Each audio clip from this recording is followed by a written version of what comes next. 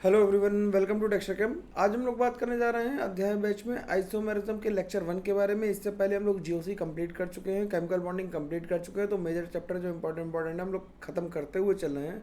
Isomerism में मेरे को 4 क्लास लगेगी, 2 4 या 5 क्लास मान लो, 5 लग जाएगी। क्यों? क्योंकि 2 हम लोग करेंगे स्ट्रक्चरल आइसोमेरिज्म में, एक में पूरी स्ट्रक्चर कर लेंगे एक्सेप्ट ऑटोमेरिज्म। एक क्लास सोली डेडिकेटेड होगी टॉटोमेरिज्म पे, और फिर एक क्लास ज्योमेट्रिकल आइसोमेरिज्म पे, एक ऑप्टिकल आइसोमेरिज्म पे और एक कन्फर्मेशन पे। ठीक है, तो इतनी क्लास तो यार लगनी है। 5 क्लास के लिए तैयार रहो मेंटली। थोड़े से लेक्चर्स ज़्यादा लग रहे हैं, तुम्हारी रिक्वायरमेंट के हिसाब से लगा रहा हूँ मैं। अगर घसीट के पढ़ा भी दूंगा तो तुम्हें क्या फ़ायदा हो जाएगा यार, तुम्हारा तो नुकसान ही हो जाना है। कोर्स चाहे 2 दिन बाद ख़त्म हो या 2 दिन पहले ख़त्म हो जाए, कोर्स ख़त्म होना इज़ नॉट द सोल्यूशन। ठीक है ना? कितना तुमने गेन किया, कितने सवाल बन रहे हैं, कितना अच्छे से तुमने पढ़ा है, वो मैटर करता है। केवल कोर्स को लीक पीट के ख़त्म कर देना इज़ नॉट द सोल्यूशन। कि मैं 2.5 घंटे आइसोमेरिज्म पढ़ा दूँ, वो पूरी खत्म हो जाए, उससे थोड़ा नुकसान ही हो जाना है फिर, है ना? समझ में कुछ नहीं आएगी। डिटेल में डिस्कस नहीं होगा कोई भी चैप्टर तो फिर मज़ा नहीं आएगा। जैसे जीओसी में हम लोगों ने इतने सारे क्वेश्चन डिस्कस किए, है ना? कमेंट करके बताना कि मज़ा आया कि नहीं आया भाई जीओसी में। अगर जिसने जीओसी तसल्ली से बैठ के क्वेश्चंस लिख के करे होंगे, अटेम्प्ट किए होंगे बैठ के, उसे मज़ा ही आएगा। अब यार केवल तुम इसे मेरे चैनल पे हो, अच्छी बात है, मेरे को खुशी इस बात की, तुम लोगों को शेयर भी कर रहे हो, अच्छा है, अच्छा लगता है। लेकिन यार पढ़ो भी भाई, है ना? कि अगर तुम ये सोच रहे हो केवल मेरे वीडियो देखने से तुम सेलेक्ट हो जाओगे, तो ऐसा होने वाला नहीं है। तुम्हें खुद भी मेहनत करनी पड़ेगी, तो खुद भी लिखो। और इस लेक्चर में भी जब मैं कुछ क्वेश्चन को कराऊं तो होल्ड करो 1 मिनट के लिए नर्व्स को, और उस क्वेश्चन को पहले अटेम्प्ट करो, फिर वीडियो को आगे बढ़ाओ यार, है ना? पूरा वीडियो देखना है, अंत तक देखोगे तो तुम्हें एडवांस के सब्जेक्टिव क्वेश्चंस में भी फ़ायदा मिलेगा, और मेंस के भी सब्जेक्टिव क्वेश्चंस, जैसे कि जिनमें ABCD वाले आते हैं, सब्जेक्टिव का मतलब ये होता है, तो उनमें बहुत फ़ायदा मिलेगा। मेरी अप्रोच थोड़ी सी डिफरेंट हमेशा होती है, तो इस बार भी थोड़ी सी डिफरेंट ही होगी।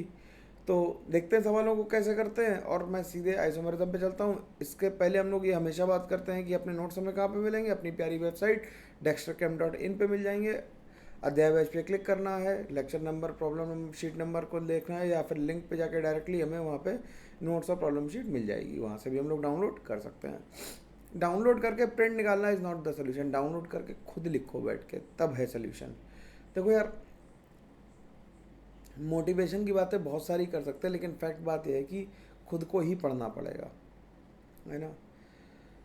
खुद को पढ़ना पड़ेगा और पेन डाउन करके लिखना पड़ेगा मेहनत से, है ना? तुम सेलेक्ट हो जाओगे तो हमसे ज़्यादा खुश वैसे भी कोई नहीं होगा, और मैं तुम्हें सेलेक्ट करा के ही रहूँगा। तुम्हारे पास कोई ऑप्शन नहीं है। मेरे से पढ़ रहे हो तो समझ लो तुम फंस गए यार अब तो, है ना? और जिन लोगों को ये दिक्कत आ रही है कि सीट के सोल्यूशन नहीं मिलेंगे, टेलीग्राम ग्रुप को ज्वाइन करो ज़्यादा से ज़्यादा लोग, और टेलीग्राम पे मेरे से डाउट पूछ सकते हो, बिल्कुल मेरे से बात कर सकते हो, तुम जानते हो कैसे करनी है, ठीक है?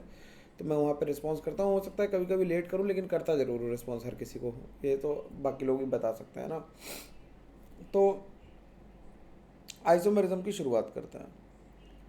आइसोमेरिज्म जो शब्द है, आइसोमेरिज्म शब्द कहाँ से आया? आइसो माने होता है सेम, आइसो माने होता है सेम, और मर्स मीन्स होता है कॉन्स्टिट्यूएंट्स। आइसो माने सेम और मर्स माने कॉन्स्टिट्यूएंट। तो आइसोमर्स मर्स माने क्या होगा? आइसोमर्स माने होगा जिनके सेम कॉन्स्टिट्यूएंट्स हैं, उन्हें हम आइसोमर्स कहेंगे। तो आइसोमरिज्म को हम लोग अगर ब्रॉडली क्लासीफाई करें तो हम लोग 3 तरह से कर सकते हैं: स्ट्रक्चरल, स्टीरियो आइसोमरिज्म और कन्फर्मेशनल आइसोमरिज्म। स्ट्रक्चरल आइसोमरिज्म में चेन आइसोमरिज्म होती है, पोजीशन आइसोमरिज्म होती है, फंक्शनल हो सकती है, मेटामरिज्म हो सकती है, टोटोमरिज्म हो सकती है, और रिंग चेन आइसोमरिज्म हो सकती है। ये स्ट्रक्चरल के पार्ट है। स्टीरियो में ज्योमेट्रिकल और ऑप्टिकल आएगा, और conformations are not known as true isomers, they are called rotamers. उन्हें हम रोटामर्स भी कहते हैं। बहुत डिटेल में पढ़ाऊंगा आइसोमरिज्म को, तसल्ली से पढ़ना, है ना? वीडियो की लेंथ लंबी ही होगी इसमें, ये मान के चलो, ठीक है? क्योंकि डिटेल डिस्कशन करेंगे तो लंबी होगी, चाहते हो ना लंबी हो, तो फिर डिस्कशन तसल्ली से करने देना, जिससे सारी बातें समझ में आएंगी। और जीओसी आइसोमरिज्म आ गया तो मेरे से हाइड्रोकार्बन्स और अल्काइलाइड पढ़ने में स्मूथनेस आ जाएगी, ये मैं गारंटी लेता हूँ इस बात की। तुम्हें कुछ नहीं याद करना है, एक भी लाइन याद करने के लिए मैं नहीं कहूँगा ऑर्गेनिक में तुमसे, एकदम तय बात है। इनफैक्ट मैं तो इनऑर्गेनिक में भी नहीं कहता हूँ याद करना, मैं समझाने की कोशिश करूँगा इनऑर्गेनिक भी, ठीक है? थोड़े थोड़े एक्सेप्शंस की वजह से जीओसी में मैंने कहा था कि एमीन्स की बेसिटी याद कर लेना। तो जिसे मैं कह रहा हूँ याद करने का मतलब समझ रहे हो ना, कि उसे याद करने में ही फ़ायदा है। उसे अगर तुमने दोबारा से क्यों पूछा, मैं आंसर तो एक्सप्लेन कर दूंगा, लेकिन तुम करोगे क्या उसका? तुम्हें तो फैक्ट ध्यान रखना है ना यार। तो पेपर में नंबर लेने की रिसर्च करनी है, रिसर्च में करके आया हूँ, तो तुम केवल नंबर लो, मेरी रिसर्च का फ़ायदा उठाओ यार, सिंपल बात है। ठीक है, तो ये मान के चलो कि नेक्स्ट वीकेंड तक आइसोमेरिज्म ही चलेगी। तो सबसे पहले हम लोग बात करते हैं स्ट्रक्चरल आइसोमेरिज्म की। हेडिंग डाल लेते हैं structural isomerism.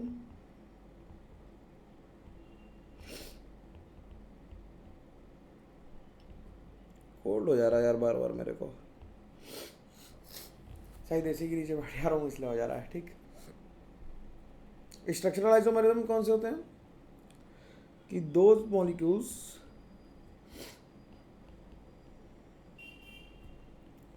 whose empirical formula is same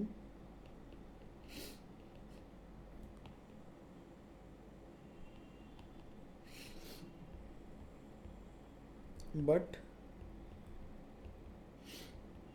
structural formula is different are called structural isomers. Structural isomers, ठीक है, तो इसे स्ट्रक्चरल आइसोमर्स कहते हैं। अब मैं हर तरह की आइसोमेरिज्म की डेफिनेशन लिखने वाला नहीं हूँ, तुम जानते हो इतना तो मैं सीधा नहीं हूँ। चलो अच्छा, थोड़ी सी पीएनसी प्रोबेबिलिटी या पीएनसी आती है थोड़ी, ठीक है, देखते हैं कितनी पीएनसी आती है। बताओ जरा, एक कार्बन को कितनी तरह से अरेंज कर सकते हैं? एक ही तरीका है, तो वन वे है कि कार्बन को रख सकते हैं सीधे सीधे। दो कार्बन को कितनी तरह से अरेंज कर सकते हैं? दो कार्बन को एक तरीका ये, एक तरीका ये, लेकिन ये दोनों कैसे हैं? आइडेंटिकल हैं, तो इसमें भी केवल वन वे है। देखो, मैं ये एक्सपेक्ट कर रहा हूँ कि तुमने आइसोमेरिज्म शुरू करने से पहले नॉमेनक्लेचर का वीडियो जरूर देख लिया होगा और जीओसी तुम लोग देख चुके होगे। ये मैं मान के चलना हुआ ना कि तुम मेरे साथ साथ पढ़ा रहे हो, तभी आगे बात हो पाएगी, अदरवाइज बात होने का मतलब ही नहीं रह जाएगा ना यार। अगर तुम पढ़ ही नहीं रहे हो तो मैं मेहनत ही कर रहा हूँ केवल। मैं मान के चल रहा हूँ कि सबको कॉमन नेमिंग सिस्टम और नेमिंग करना अच्छे से आता है, तभी ये मेरी बात समझ में आएगी। नहीं अगर आता है तो कोई बात नहीं है, 1 घंटे की बात है, फटाफट जाके 1.5x पे करके नॉमेनक्लेचर के दोनों वीडियो देख लो, एक बार में तुम्हें समझ में आ जाएगा क्या मैं कह रहा हूँ। ठीक है, ठीक।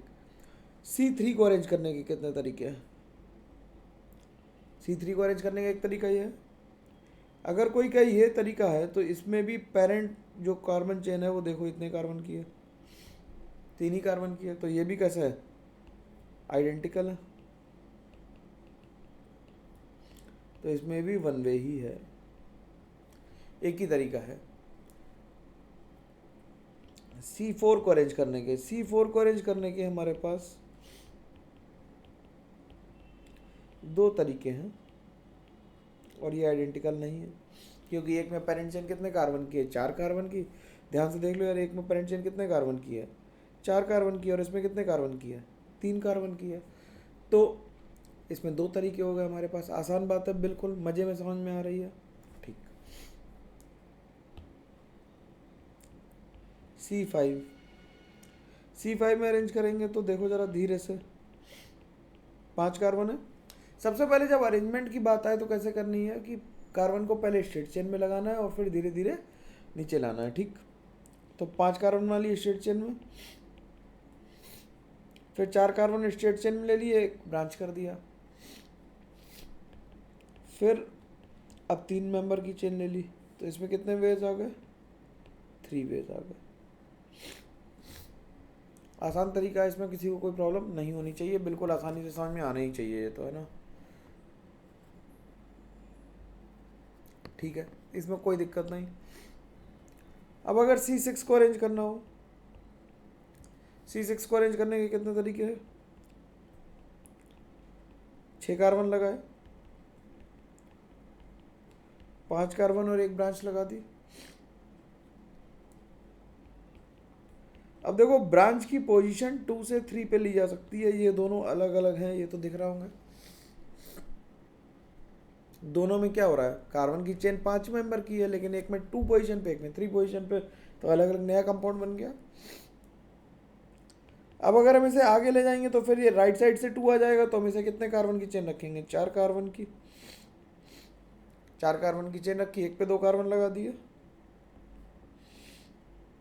और दोनों एडजेसेंट पे एक एक कार्बन लगा दिया। तो इसके कितने वेज आ गए, इसके वेज कितने आ गए, इसके वेज आ गए 5। तो C6 को अरेंज करने के कितने वेज आ गए, 5 वेज आ गए। ठीक,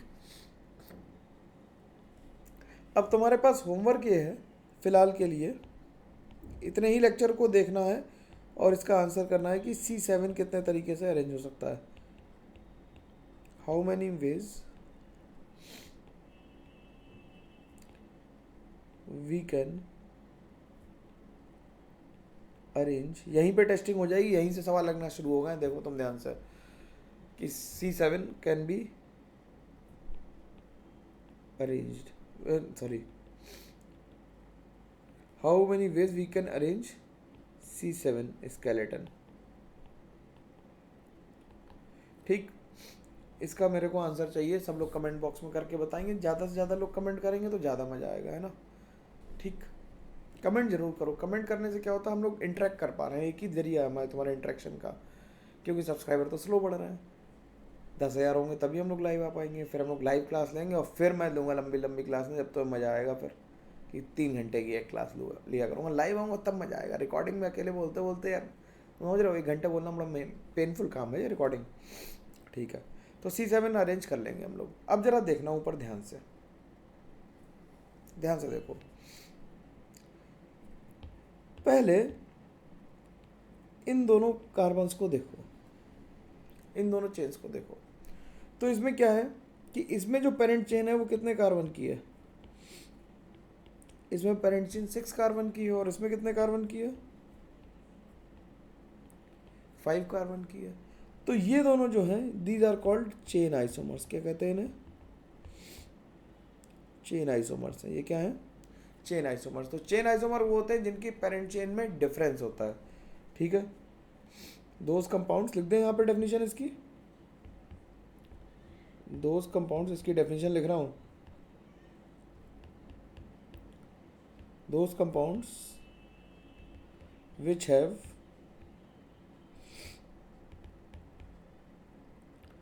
डिफरेंस इन पेरेंट चेन,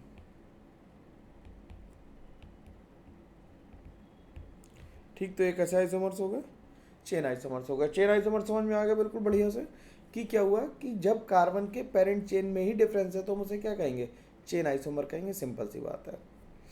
अब जरा इन दोनों को देखो ध्यान से, देखते रहना मेरे हाथ से, बहुत सारी बातें एक ही बार में सिखा दूंगा।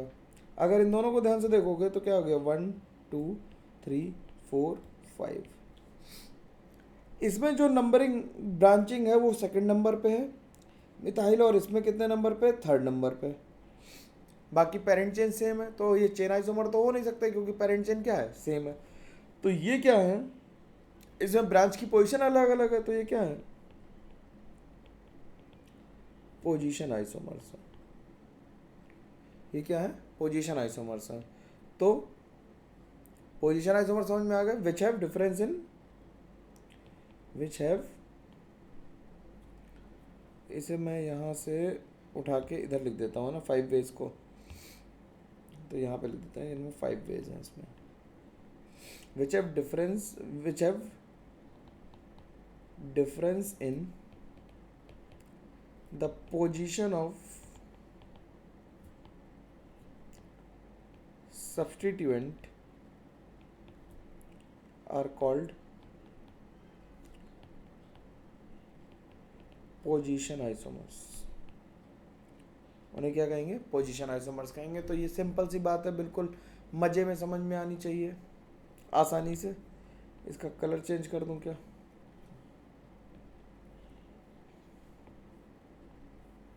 ठीक।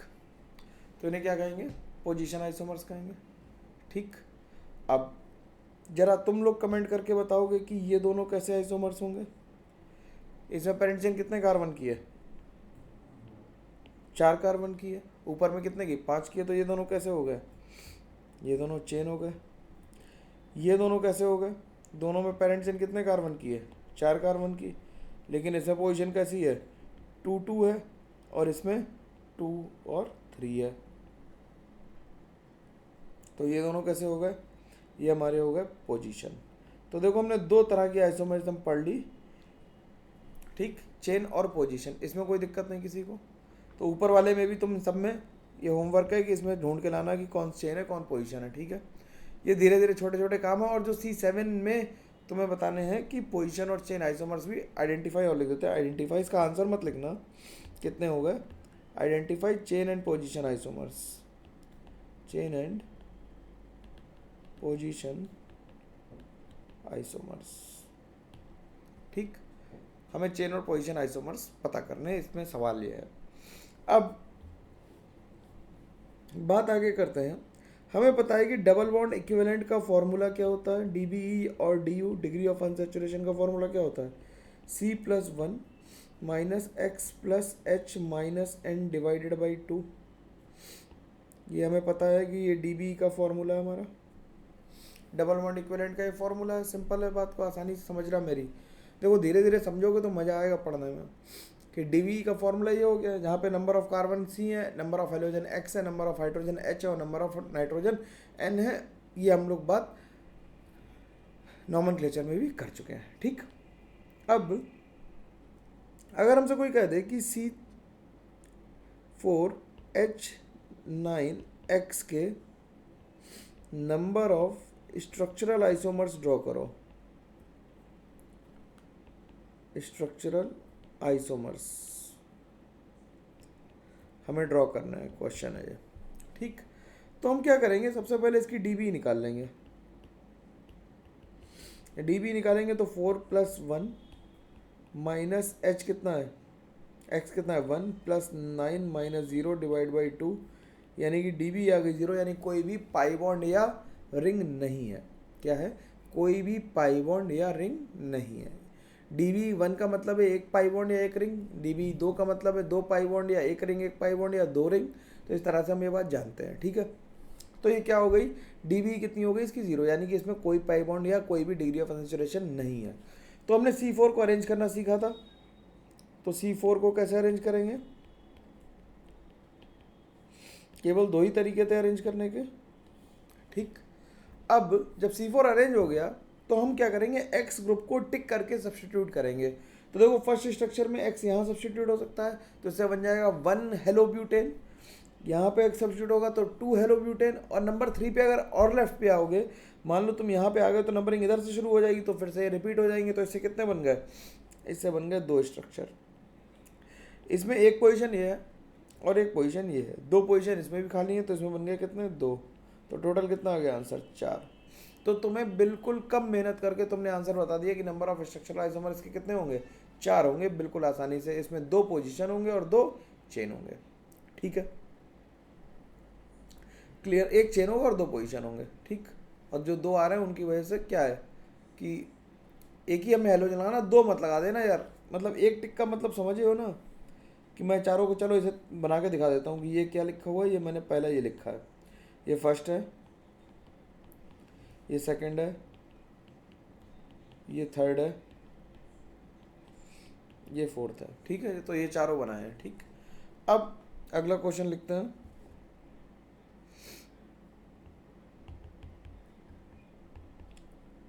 Calculate the number of structural isomers of C5H11Cl, ठीक है। C5H11Cl के हमें नंबर ऑफ स्ट्रक्चरल आइसोमर बताने हैं, ठीक है। कोई दिक्कत नहीं है, बता देंगे आसानी से। कैसे, देखो जरा, कि हमें C5 बनाना है, तो C5 के हमने स्केलेटन बना लिए, कितने बने थे, पीछे जाके रिवाइज कर लो, देखो जाके कितने बने थे, 3 बने थे। अब नाम का ध्यान रखते हुए, IUPAC का नाम का ध्यान रखते हुए टिक करना शुरू करेंगे। देखो कैसे करेंगे टिक, एक यहाँ लग सकता है, एक यहाँ लग सकता है, एक यहाँ लग सकता है। कितने लग गए, 3 लग गए भाई, 3 लग गए। ये तो बात समझ में आई कि इससे बन गए 3। इसमें एक यहाँ लग गया, एक यहाँ लग गया, एक यहाँ लग गया और एक यहाँ लग गया। चारों अलग अलग बना के देखना, इनके नाम लिख के देखना, अंतर समझ में आ जाएगा। पहले आएगा 1 क्लोरो 3 मिथाइल, फिर 2 क्लोरो 3 मिथाइल, फिर 2 क्लोरो 2 मिथाइल और फिर 1 क्लोरो 2 मिथाइल, तो चारों अलग अलग नाम आएंगे इसलिए 4 बने।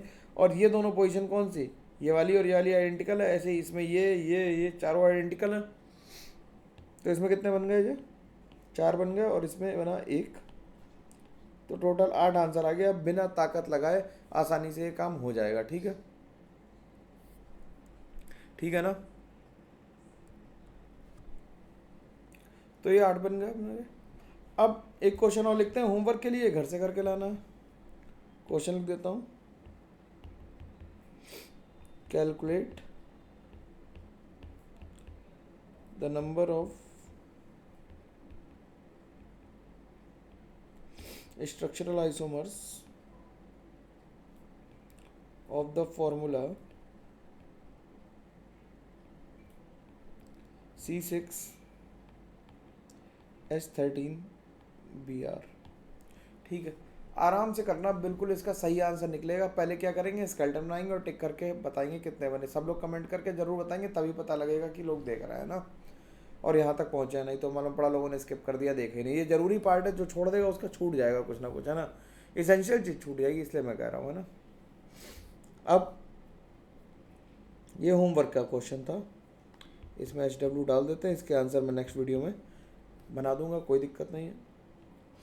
अगला क्या है, अगला क्वेश्चन आया, calculate the number of, same है, the number of structural isomers of the formula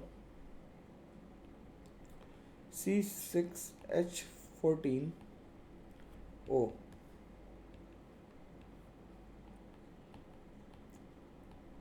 C6H14O बनाने और हमें स्ट्रक्चरल फार्मूला इसके बना के दिखाने की कैसे बनाएंगे। तो सबसे पहले क्या निकालेंगे, DB निकालेंगे।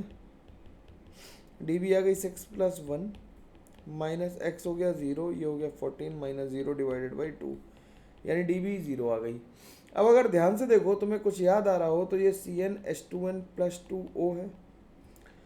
तो ये एम्पिरिकल फार्मूला से दो चीज़ें बनती थी, याद करो अगर, तो याद आ जाएगा तो कि अल्कोहल बनता है और ईथर बनता है।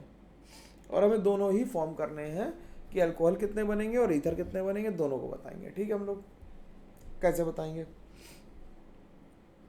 तो हमने C6 लिख लिया, C6 के स्केलेटन बना लिए। पहले हम बनाएंगे C6 से अल्कोहल।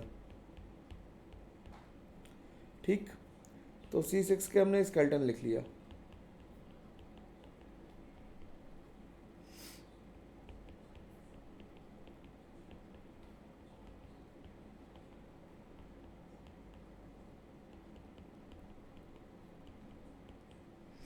ठीक है, 5 स्केलेटन बने थे।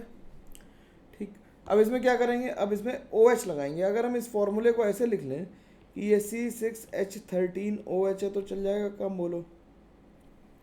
C6H13OH लिखने से अल्कोहल बनाने हैं तो अब देखना कहाँ का अल्कोहल लगा सकते हैं। 1 2 3, पहले में 3 जगह लगा सकते हैं, दूसरे में 1 2 3 4 और एक 5, यहाँ पे 5 जगह लगा सकते हैं। ये समझ में आ रहा है 5 जगह कैसे लगा सकते हैं, कमेंट करके बताना कि 5 जगह लग पा रहे तुमसे। ठीक, इसमें कितनी जगह लगा सकते हो, 1 2 3 और एक 4 नीचे लगाएंगे। राइट में जाओगे तो फिर आइडेंटिकल है, 20 से काट सकते हैं मॉलिक्यूल को, तो कितने आ गए 4। इसमें 1 2 3, ऊपर और नीचे सेम पोजीशन है तो 3 ही आएंगे इसमें 1 और 1 2, तो टोटल कितने आ गए 5 3 8 4 12 5 17 अल्कोहल आ गए, 17 अल्कोहल्स आ गए। अभी अल्कोहल्स ही आए केवल, अभी हमने ईथर काउंट नहीं किए। तो ईथर हम निकालेंगे C6 से। हम क्या बनाना चाहते हैं, अब ईथर बनाना चाहते हैं। ईथर का जनरल फॉर्मूला होता है ROR। ROR का मतलब होता है CnH2n+1 OCnH2n+1, जहाँ पे n is not equals to 0। और हम 1 2 3 4 से शुरू करेंगे।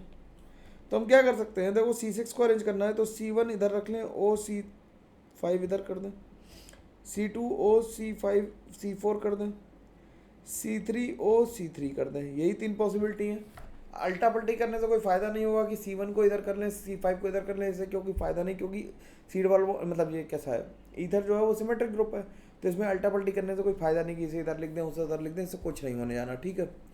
अब ज़रा ध्यान से देखना भाई कि C5, अब हमने ये ग्रुप देखा, इसे हम अरेंजमेंट नहीं कर सकते, हम इसे अरेंज नहीं कर सकते, हम इसे अरेंज नहीं कर सकते, इसे कर सकते हैं। तो पहले इसी से शुरुआत करते हैं, देखना ज़रा।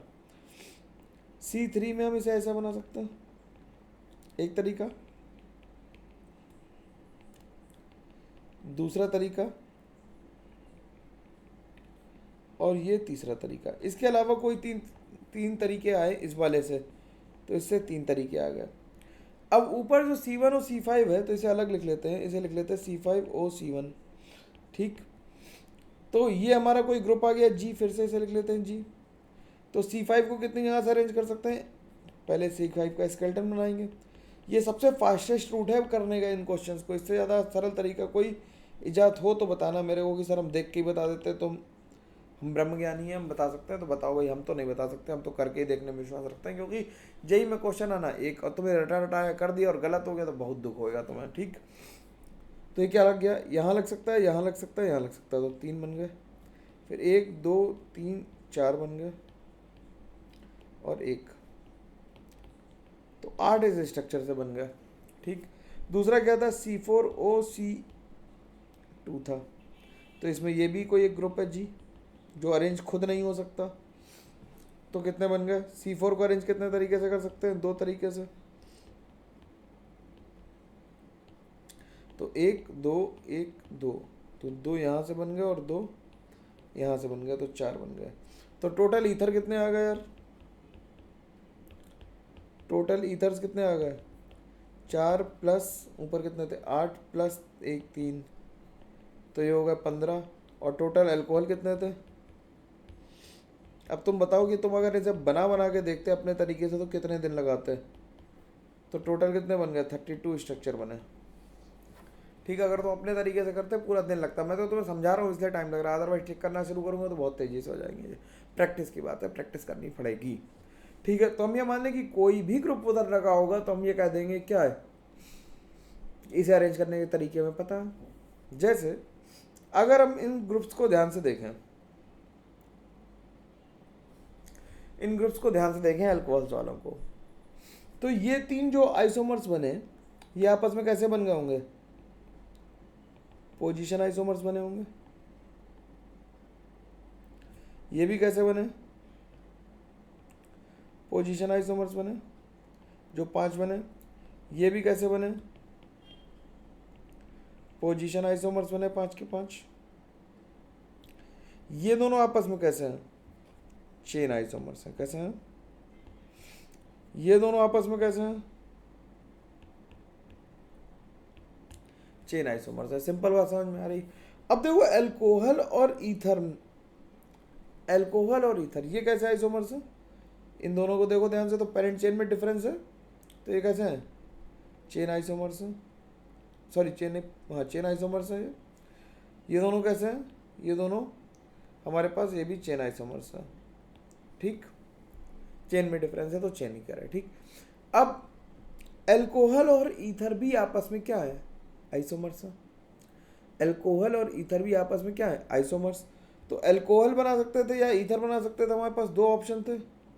तो एक फॉर्मूला से हमने कितने स्ट्रक्चर बना लिए, 2 स्ट्रक्चर बना लिए। तो अल्कोहल और ईथर आपस में कैसे आइसोमर्स हैं, फंक्शनल आइसोमर्स है। कैसे आइसोमर्स हैं, फंक्शनल आइसोमर्स हैं। अल्कोहल और ईथर आपस में कैसे आइसोमर्स हैं, फंक्शनल आइसोमर्स है। बात समझ में आ रही, क्योंकि अल्कोहल और ईथर 2 अलग अलग फंक्शनल ग्रुप हैं, दोनों का एम्पिरिकल फॉर्मूला सेम है, तो हम उसे क्या कहेंगे, they are called functional isomers. Simple is that, है ना, आसानी से बात समझ में आ गई। तो हम लोग अगर अल्कोहल और ईथर को फंक्शनल आइसोमर्स करें तो फंक्शनल आइसोमर्स की डेफिनेशन लिख लेते हैं भाई। फंक्शनल आइसोमर्स क्या है, functional isomers those compounds whose empirical formula is same, जिनका एम्पिरिकल फॉर्मूला क्या है, same, but the structural formula is having 2 different types of functional groups are called functional isomers.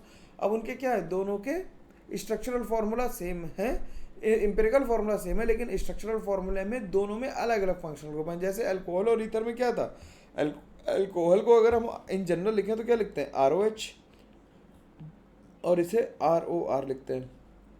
Aldehyde को लिखते हैं RCHO और इसे RCOR लिखते हैं, कीटोन को। ठीक, ऐसे ही एसिड को क्या लिखते हैं, RCH2 या RCH2COOH लिखते हैं। इसके एग्जाम्पल्स हम और देख लेंगे, ये R', CO, OR हो सकता है। तो ये क्या है आपस में, ये सारे फंक्शनल आइसोमर्स हैं जिनके इम्पेरिकल फॉर्मूला तो सेम है, लेकिन स्ट्रक्चरल फॉर्मूला में जो फंक्शनल ग्रुप यूज हो रहा है वो अलग अलग है। जैसे एल्डिहाइड में एल्डिहाइड यूज हो रहा है, कीटोन में कीटोन यूज हो रहा है, एसिड में COH यूज हो रहा है और एस्टर में COOR यूज हो रहा है। ठीक है, अब अगली बात करते हैं। अगली हेडिंग है मेटामेरिज्म की। मेटामेरिज्म क्या है? अब देखो, हम लोगों ने 3 पढ़ ली। कौन कौन सी पढ़ ली भाई? हम लोगों ने पढ़ ली पोजीशन, चेन, फंक्शनल, और हम चौथी पे आ गए मेटामेरिज्म। टोटल में कितनी पढ़नी थी? टोटल भाई कितनी पढ़नी थी, जल्दी बताओ कौन कौन सी थी टोटल। अब देखो इसमें कौन कौन सी हो गई भाई। इसमें से हमने ये कर ली, ये कर ली, ये कर ली, यहाँ पहुँच गया टॉटोमेरिज्म, हम लोग अगली क्लास में करेंगे। तो हमारे पास बची बस मेटामेरिज्म और रिंग आइसोमेरिज्म। देखा, स्मार्टली करो तो कम टाइम में बहुत ज़्यादा कवर किया जा सकता है। ठीक, चलो भाई मेटामेरिज्म की डेफिनेशन पढ़ते क्या है, फिर बात करते हैं मेटामेरिज्म क्या है। क्या है metamerism? This isomerism is shown by those functional group which can held 2 different alkyl groups on either side of the functional group. अब ये आइसोमेरिज्म उन फंक्शनल ग्रुप्स में होगी जिनके पास 2 हाथ हैं, जैसे ईथर, ठीक, R1OR2, या एनहाइड्राइड, या एस्टर, सॉरी, RCOR प्राइम, या फिर सेकेंडरी एमाइंस। ठीक, तो ये क्या है, ये मेटामर्स है। कैसे हैं? जैसे अगर हमने लिखा, मान लो हमने लिखा क्या कि CH3O CH2 CH2 CH3, तो एक कंपाउंड बन गया। और एक तरफ लिख दिया CH3 CH2O CH2 CH3। अगर कार्बन चेन डिफरेंस हुई तो ये कहलाएंगे मेटामर्स। क्या कहलाएंगे? मेटामर्स। ठीक, लेकिन अगर किसी ने ऐसा स्ट्रक्चर लिख दिया कि CH3O CH3 CH3, तो ये दोनों क्या कहलाएंगे? ये दोनों क्या कहलाएंगे? ये दोनों कहलाएंगे पोजीशन आइसोमर्स। क्या कहलाएंगे? इन्हें मेटामर नहीं कहेंगे क्योंकि number of carbon chain same है, कोई डिफरेंस उसमें नहीं आया, तो ये क्या है? पोजीशन आइसोमर्स है। ये मेटामर्स नहीं है। तो मेटामर के लिए क्या होना चाहिए? आइदर साइड पे नंबर ऑफ कार्बन डिफरेंट होने चाहिए, तभी हम उसे क्या कहेंगे? मेटामर्स कहेंगे। Ketones are sometimes regarded as position isomers, sometimes as metamers. इसमें डिस्प्यूट है। इस बार मीन्स ने इसे मेटामर्स की कैटेगरी में रखा था, इसलिए मैं बता रहा हूँ, अदरवाइज मैं कह देता हूँ कि ये क्या है? Position isomers. एक्चुअली वो पोजीशन ही है, लेकिन मेटामर्स की तरह उन्हें काउंट कर सकते हैं। तो कीटोन्स लिख देते हैं इस बात को। इंपॉर्टेंट बात है कि ketones are regarded as position isomers as well as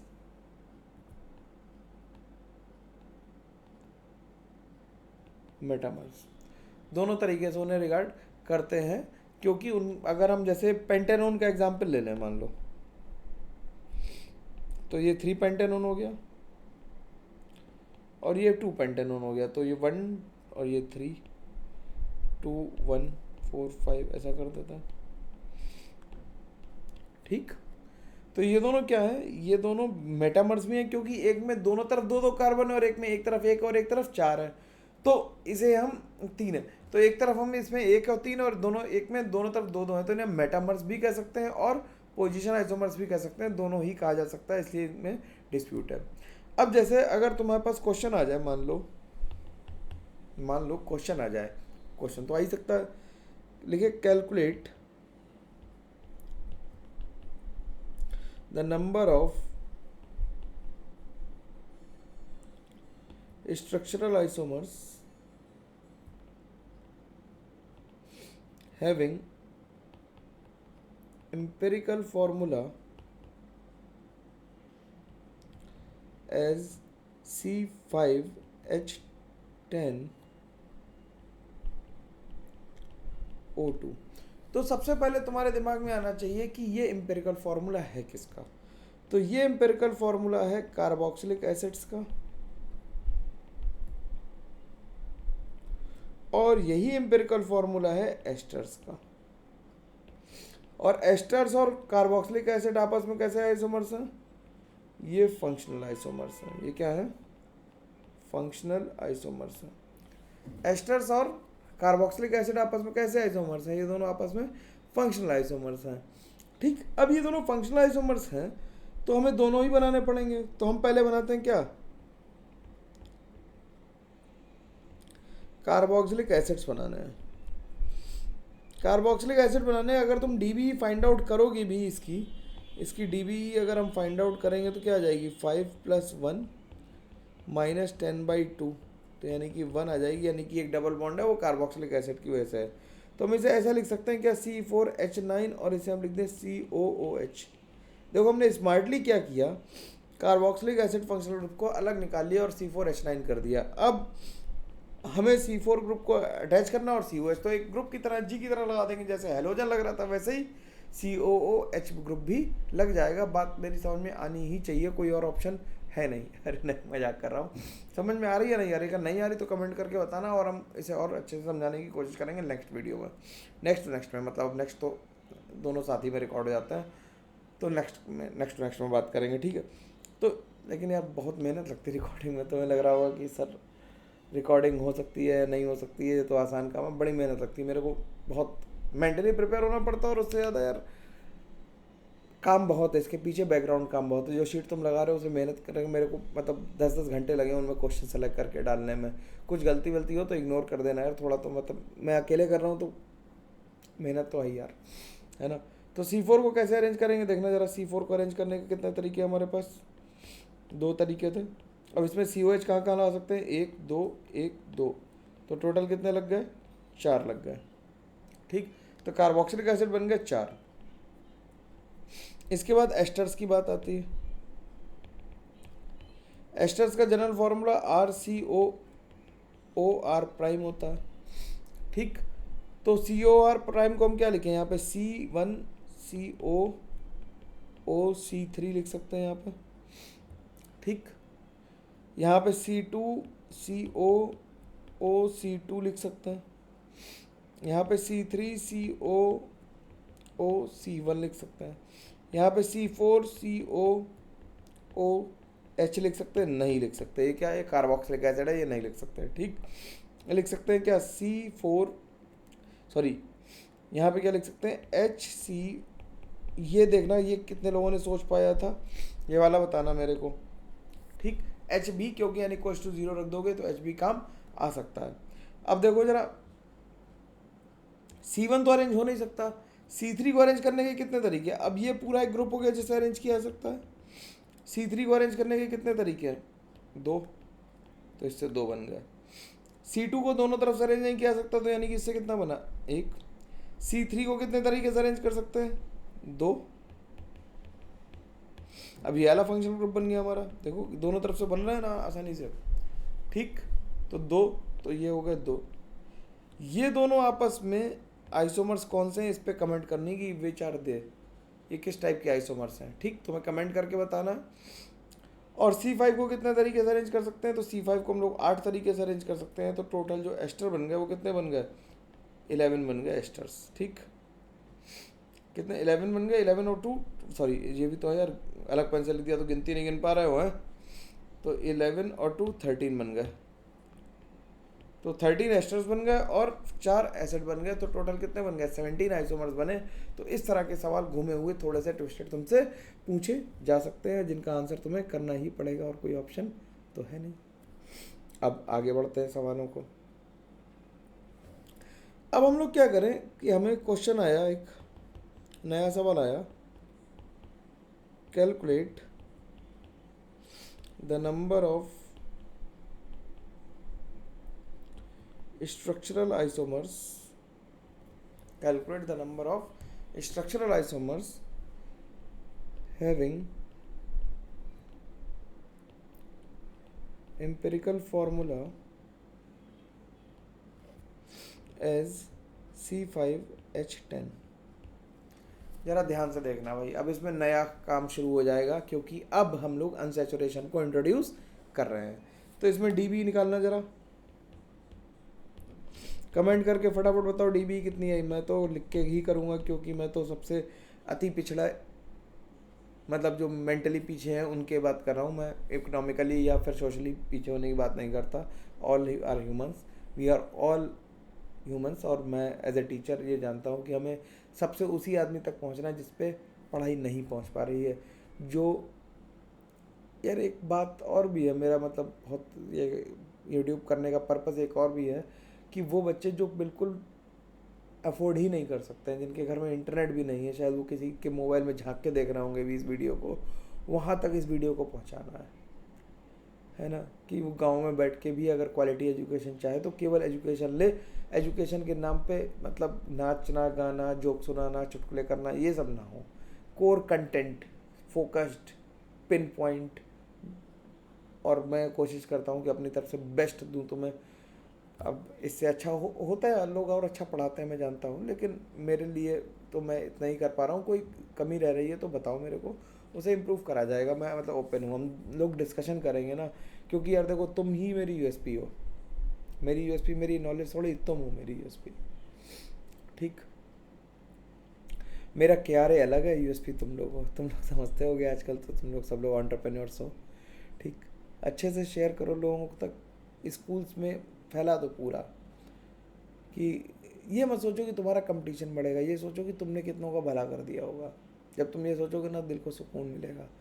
मेरे वीडियो कम लोग देख रहे हैं, लेकिन जो लोग देख रहे हैं मेरे को पता है वो अच्छे से देख रहे हैं, कमेंट करते हैं तो खुशी मिलती है दिन को। कोई अच्छा बच्चा, कोई बच्चा आके कमेंट कर देता है कि सर मज़ा आ गया पढ़ के, तो बस समझ लो कि वो लेक्चर का पढ़ाया हुआ सफ़र हो गया। अगर एक ने भी कमेंट कर दिया और सारे ही कर देते तो वाह भाई वाह, है ना। सारे तो नहीं करते मैं जानता हूँ, लेकिन जिस दिन ऐसा होगा उस दिन मज़ा ही आ जाएगा। डीबी एक आ गई। 1 डीबी का मतलब क्या है?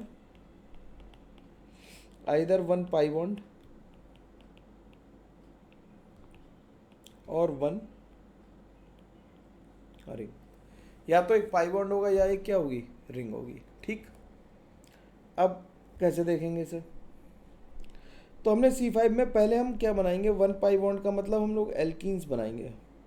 ध्यान से, C5 है तो हमने C5 के स्केलेटन बना लिया। और अब हम स्केलेटन बनाने में देखो स्पीड ऑफ रॉकेट से बना देंगे।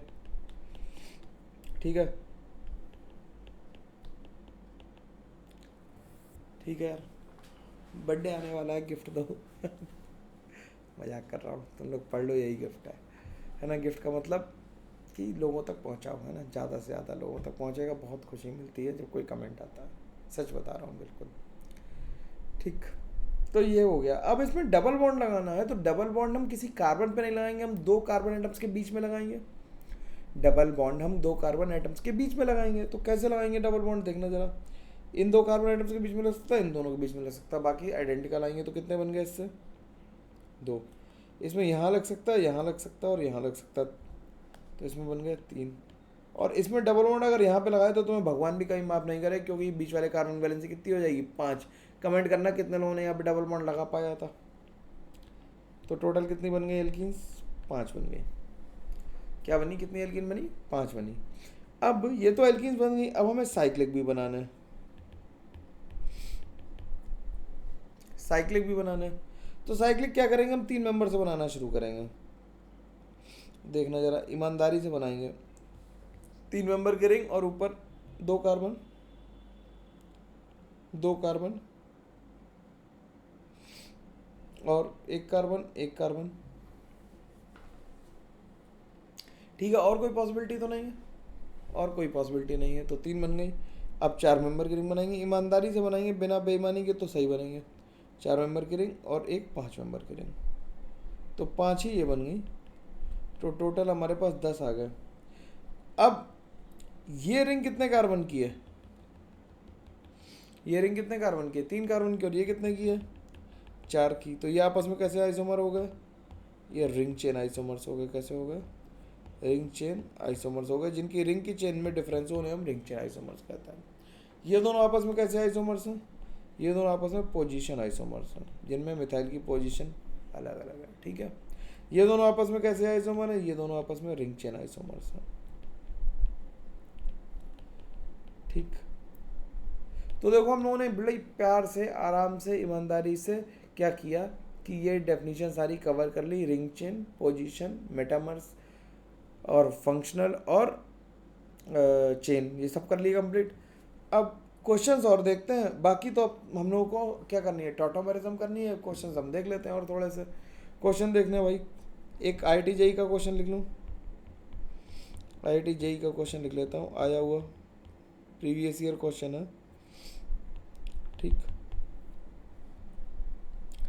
लिखा है कैलकुलेट, IIT वाले बड़ा प्यारा सवाल पूछते हैं, देखो क्या लिखा है, calculate the number of cyclic compounds that are formed by empirical formula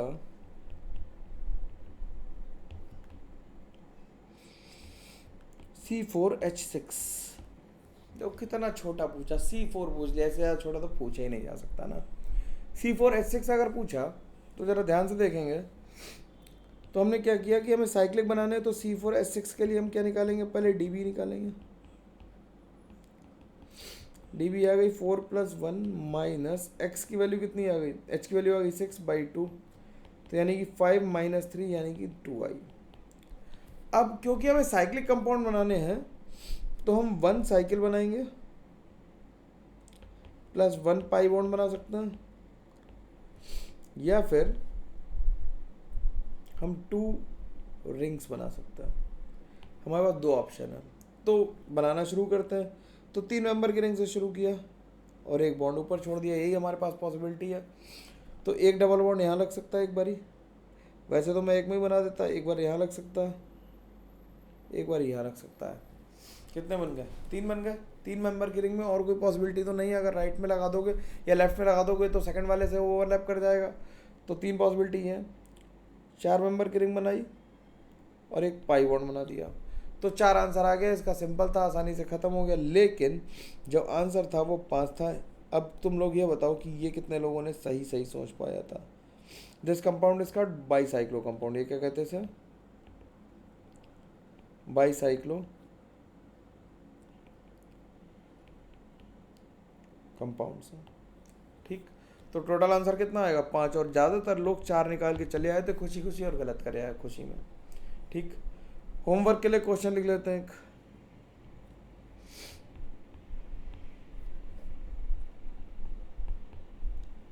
calculate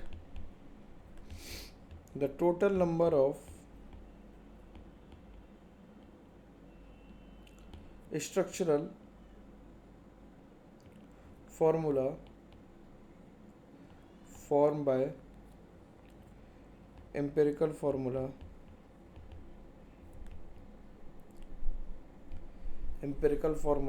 C6H12, ठीक है।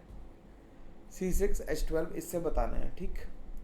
इसी तरह से हम लोग एल्काइंस भी निकाल लेंगे भाई, जब एल्कीन निकाल पा रहे हैं तो एल्काइंस भी निकाल लेंगे। ये होमवर्क के लिए इसे करके रखना, including cyclic and acyclic both,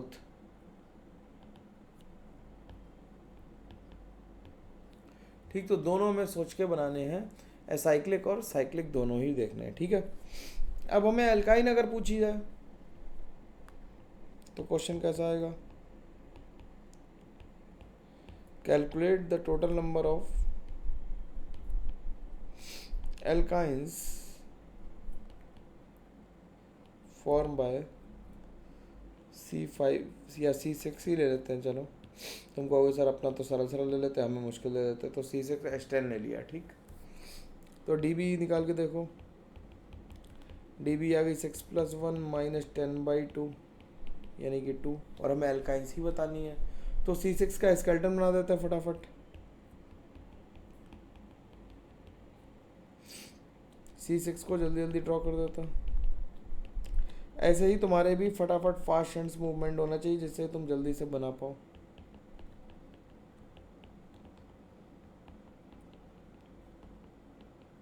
कितने लोगों ने आइसोमेरिज्म ऐसे करी थी बताना मेरे को, है ना। टॉटोमेरिज्म बहुत ज़रूरी क्लास है, होने वाली है, जो संडे को आएगी।